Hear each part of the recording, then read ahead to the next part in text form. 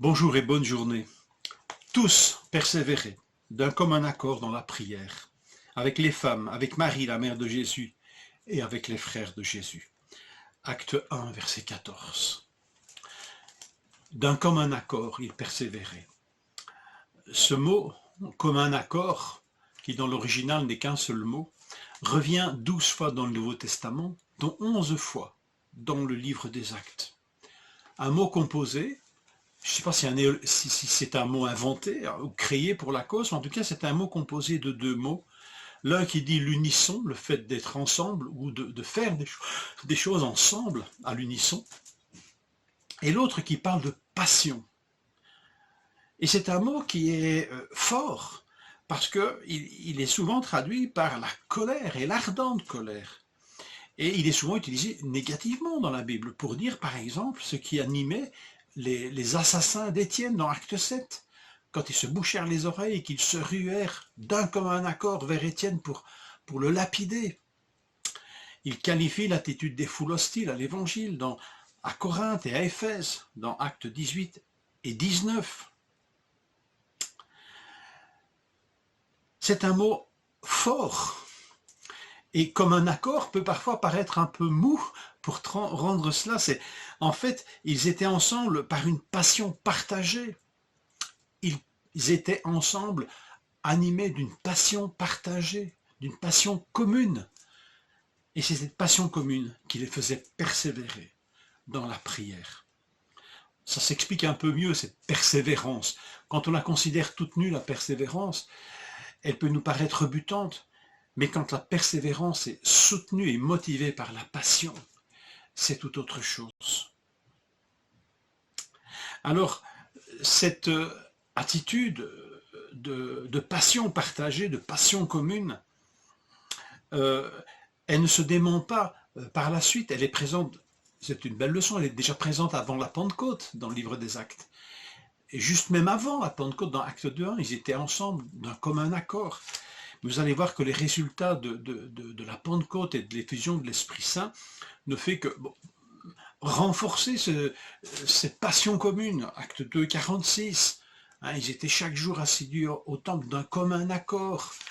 Ils sont persécutés dans Acte 4 et les voilà qu'ils prient d'un commun accord pour faire face à cette persécution avec une grande humilité, une grande attente commune envers Dieu, qui est le centre de leur passion.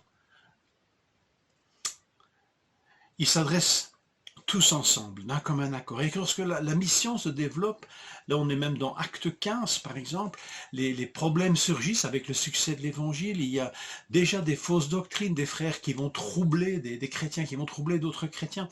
Et Acte 15, c'est une grande réunion, on pourrait dire un des premiers conciles, on l'appelle le concile de Jérusalem, mais on ne prend pas les décisions d'une manière politique et diplomatique, on les prend après une recherche devant le Seigneur, ensemble, de ce que l'Esprit a à leur dire. Et quand ils communiquent, ils le font d'un commun accord. Il nous a cru bon, d'un commun accord, de vous envoyer ces délégués pour vous transmettre ce que le Saint-Esprit nous a mis sur le cœur. Cette attitude est présente et est une des forces de l'Église, cette passion commune, cette passion partagée. Nous vivons un temps de diète, de communion corporelle, si je puis dire. Mais la passion, elle devrait être là. Et nous avons besoin les uns des autres, et que cette passion, nous puissions faire confiance à cette passion qui devrait nous alimenter, et peut-être nous amener à trouver des solutions originales, innovantes, pour prier d'un commun accord, quand nous ne pouvons pas nous voir, du moins physiquement. Vous vivez peut-être déjà des temps de prière maintenant, au travers du net, sur des plateformes de vidéos. Mes frères, mes sœurs, si c'est le cas, je vous en prie, ne le tenez pas pour vous. Faites-m'en part, par exemple. Je suis peu compétent dans le domaine. Je suis content de vous transmettre quelques paroles d'encouragement, mais je sens que l'Église a besoin, et nous avons besoin plus que jamais, d'une passion partagée dans la prière commune. Alors, de nous reconnecter dans la prière commune. peut-être au travers de ces plateformes. Alors, j'entends parler de réunions de prière par Skype, WhatsApp, Zoom et consorts. Mes frères, mes sœurs, laissez parler en vous la passion que le Seigneur y a déposée. Laissez-la revivre peut-être. Et je vous en prie, partagez des solutions.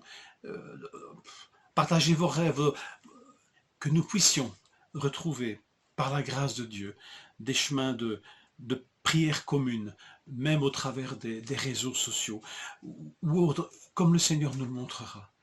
Mais nous avons besoin, plus que jamais, de persévérer dans la prière, animés de cette passion commune pour le Seigneur, pour l'Évangile, pour ce monde qui se perd sans lui. Retrouvons ce chemin de la passion commune que le Seigneur a mis en nous. Je vous le souhaite et je vous laisse cela comme réflexion pour cette journée. Amen.